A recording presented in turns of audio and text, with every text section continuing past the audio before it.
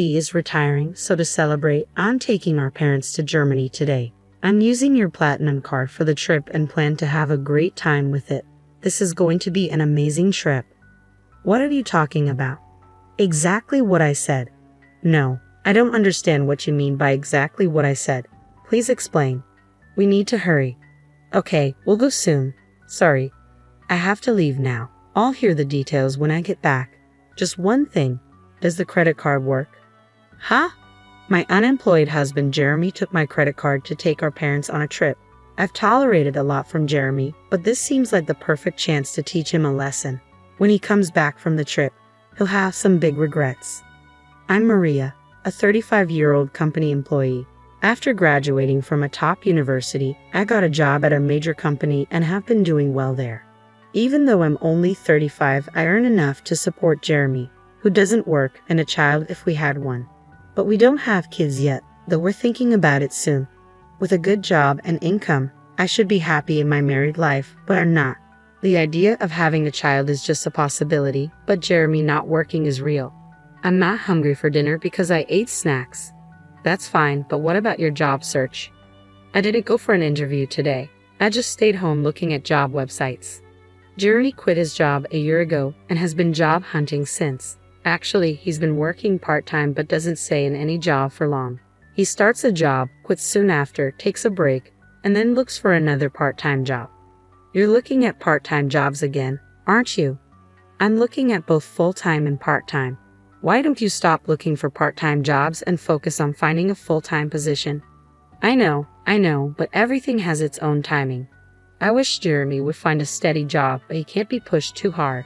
He quit his last job because he had a conflict with his boss over work policies. That boss was known for being difficult. Jeremy stood up to him as the office representative with support from his colleagues. But when the situation got worse, his colleagues sided with the boss, not Jeremy.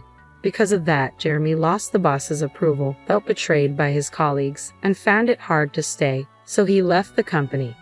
Jeremy, dinner's ready. Can you bring it here? After quitting his job, Jeremy became reclusive and stayed in his room. After about 3 weeks, he started coming out and helping with household chores. All the dishes, really? Thanks. Then it's all yours. Yeah, I've got nothing but time, Jeremy said with a smile, but it didn't seem very genuine. After another 3 weeks, he started looking for jobs again. I have an interview today. Is it your top choice? Yeah, I'm going to get this job and start over. I'm rooting for you. Do your best. A month after quitting, Jeremy started job hunting seriously, but after another month, he still hadn't found a job. Why am I always getting rejected? Damn it, it's all my old company's fault. Don't get frustrated. You'll find something good. Of course I'm frustrated. I didn't do anything wrong. Jeremy might not be entirely blameless, but what happened at his last job wasn't completely his fault either. Still, quitting because of interpersonal issues doesn't look good to potential employers. It feels like I can't do anything right anymore. That's not true. You have an interview tomorrow. Let's work on your resume. It's pointless. I'm not going tomorrow. The constant rejections wore Jeremy down, but after a while, he became defiant. One day, I came home to find torn-up resumes on the living room floor. Knowing the interview didn't go well, I chose my words carefully. Can you throw that trash in the bin? I'm done. Done with what?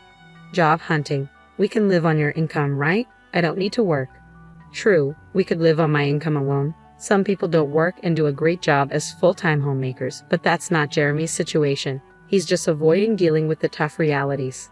I understand his reluctance after the bad experience at his last job and the unsuccessful job hunt, but we need to face this issue directly. I decided to be patient with Jeremy for now. Jeremy, you still haven't found a job. What's your plan? I've worked hard before. This is just an extended break. I'm not just resting. I'm studying for the future. That's good to hear.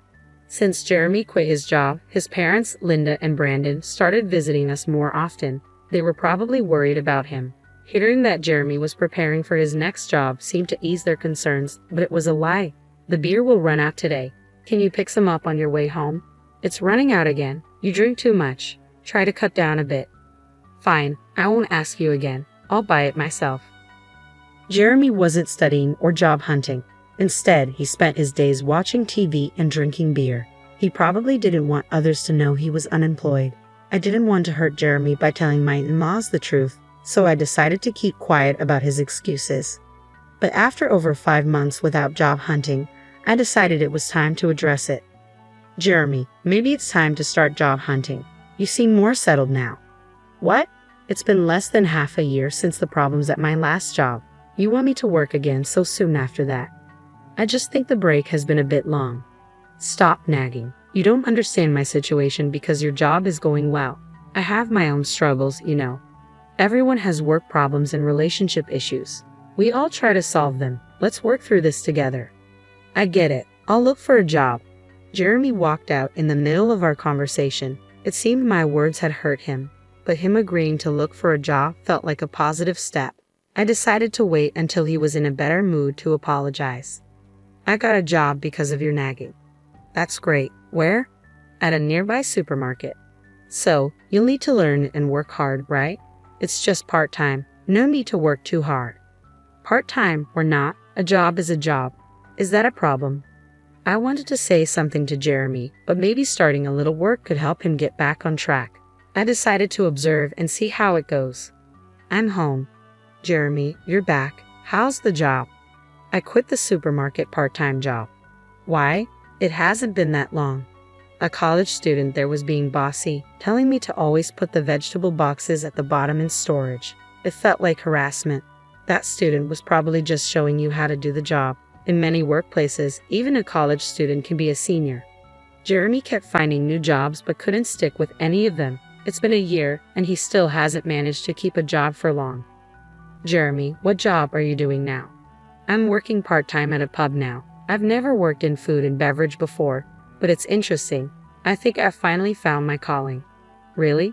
That's great, but isn't the pay from a part-time restaurant job kind of low? That's fine. I'm currently apprenticing and aiming to go independent. So you plan to own your own place someday? Exactly. The income is small now, but I'm working hard for that goal. Then take this. Treat yourself to something nice for once. Jeremy continued to put on a good front in front of his parents, but it was all lies. He quit the pub job just 4 days after this conversation and even took an allowance from his parents. I couldn't help but feel disappointed in my husband, so I decided it was time to be firmer. Hey Jeremy, we need to talk later. I'm at a good part in the movie. You can pause it. I took the remote control from the table, paused the movie, and started the conversation. It's just pressing pause at a crucial moment. What's up? Jeremy, you're 38, right? That's a prime working age. Don't you think about the future? Spending all day at home drinking and watching TV isn't a plan. The future? There are plenty of 38-year-olds who aren't working. Many people enjoy life without a job. True, but those people usually have something else they're passionate about. Do you have anything like that? Yeah. I know you're upset about me not working. I'll look for another part-time job. Jeremy seemed set on sticking with part-time work. Given his reasons for leaving previous jobs and his struggles with job hunting, I had tried to be gentle, but it was time for him to get serious. I needed to be stricter. One day at work, I got a text from Jeremy. Dad's retiring, so we're going to Germany to celebrate starting today. I'm borrowing your platinum card to splurge on the trip. I panicked and called him right away. What do you mean, a trip? Exactly what I said. I don't understand. Please explain. There are so many problems here. It's okay to celebrate Brandon's retirement, but he should have asked me before using my money and borrowing the credit card. It feels like stealing. And why am I paying for a trip to Germany that I'm not even going on? Jeremy was probably bragging to his parents, claiming the money was from his savings. The thought of it infuriated me, but one thing Jeremy said caught my attention. You mentioned borrowing a credit card. The one for our house? Yeah. Why do I have a platinum card? Some people think you need a high income for it, but that's not true. Your credit history, stable income, and other factors matter, and it's achievable even in your 40s. The annual fee is high, but I use it for the benefits and points. However, that credit card is in my wallet. So you took the credit card from home? Yeah, so I'm counting on you for the payment. Jeremy was excited about his trip to Germany and spoke to me in a provocative tone. I had been patient with him for a long time, but this seemed like a good opportunity to address the situation. Jeremy thought he was being clever by taking my credit card and acting all cheerful. but he was in for a surprise. "What are you doing? We need to go." "Got it. I'm coming. Sorry, I need to move on now. I'll hear the details when I get back. Just one more thing. The credit card you took won't work." "What? That can't be right. It's in Maria's name, and the expiry date is this month. It's short, but it shouldn't be a problem." "You're lying, right? Maria, you're lying to stop me from using the card, aren't you?" "Yes, it expires this month. That's why I've already received a new credit card." "What does that mean?" "So, I have 2 credit cards right now. When a new one is activated, the old one sometimes stops working. I've already started using the new card, so the one you took won't work." "You're kidding, right? You think I'm lying?" "If you don't believe me, I can send you the link to the credit card website, or you could just try using the card yourself. It would be interesting to see you try to pay with a card that doesn't work. This credit card really won't work." "Hey, hurry up." I hear his parents calling him in the background, but Jeremy, realizing the card won't work, seems too flustered to pay them any attention. "What should I do? I told them I'd pay for everything except the round-trip travel." "Oh, so they covered the flight?" "Yes. Dad felt bad about having all the trip costs covered." "What should I do? I'm about to take a cab, and I don't even have money for that." "That's not my problem. You said you'd pay for everything except the flight. Using my credit card in the first place was wrong. Pay with your own money." "How can I? I don't have any money." "Exactly. Jeremy, you haven't been working seriously. It's your fault for trying to look good by taking your parents on a trip without having the money." "I'm at work, so I have to hang up now. I just wanted to tell you about the credit card." "Wait." I hung up and went back to work. Jeremy, unable to pay for even the cab, would have to come clean to his parents. That night, after finishing work, I got a call from Laura. "I heard from Jeremy that he tried to use your credit card and lied about working. I'm sorry for the trouble." "No need to apologize, Laura. I'm sorry about the credit card issues. Are you okay with the money? We'll cover the trip's costs when we get back. I'll make sure Jeremy apologizes and finds a job right away." "I'm sorry, Laura, but I'm considering divorcing Jeremy." "Divorce because of this?" "It's part of it, but Jeremy has been taking money from me for a while." "What?" I stopped giving Jeremy money to curb his drinking. He started a part-time job and bought his own alcohol, but the salary wasn't enough for daily drinking. Jeremy began stealing money from my wallet to buy alcohol. Over the year, he repeatedly took amounts ranging from $7 to $70, which added up to a significant sum. I had been strict, hoping he'd change, but when he stole my credit card for his trip, it was clear he had no intention of improving. "I respect your decision. Should I tell Jeremy about the divorce?" "Could you just tell him I want a divorce? We'll discuss the details when he gets home." About an hour later, the next morning after my call with Laura, Jeremy called. He must have heard about the divorce from her, but I had asked her to wait until he was back to discuss it. Too exhausted to deal with it, I decided not to answer.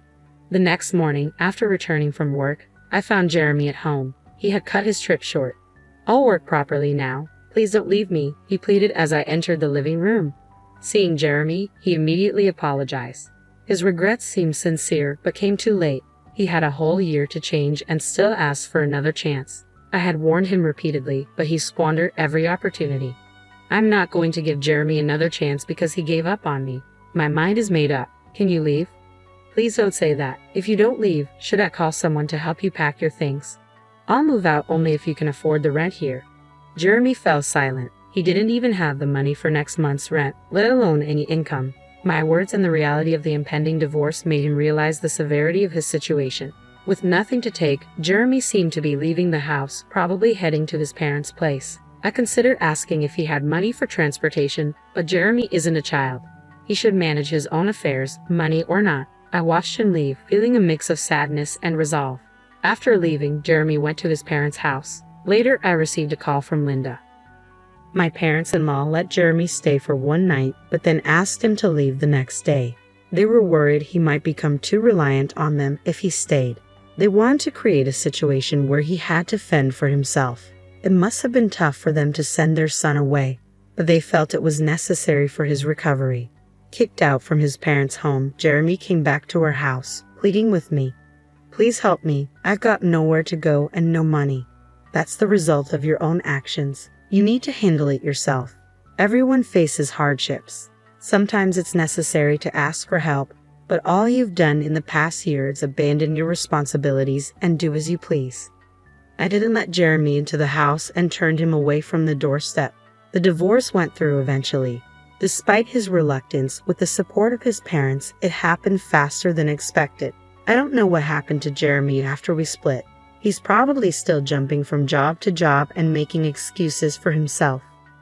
I used to think I'd feel lonely without Jeremy, but I was surprised to find that I didn't feel lonely at all. Instead, I felt a weight lifted off my shoulders. Living with Jeremy had been incredibly stressful. His attitude and constant need for reassurance kept me on edge. I was always walking on eggshells, afraid of saying something that might upset him. Now, without him around, I don't have to worry about that anymore. My life has become much more comfortable. I hadn't realized how much of a burden our relationship had been. I was constantly trying to support him both emotionally and financially, and it drained me. Now I can focus on myself and my own well-being. I'm relieved that I didn't let Jeremy drag me down with him. I was always trying to help him, hoping he would change, but it never happened. Letting go of that responsibility has been freeing. I no longer have to cater to anyone else's needs or deal with anyone else's problems. I can finally live my life on my own terms without having to accommodate anyone else. It's a fresh start, and I'm embracing it fully. I have more time for myself, more energy to pursue my own interests, and a clearer mind to think about my future. I'm grateful for this new chapter in my life, free from the stress and worry that Jeremy brought into it.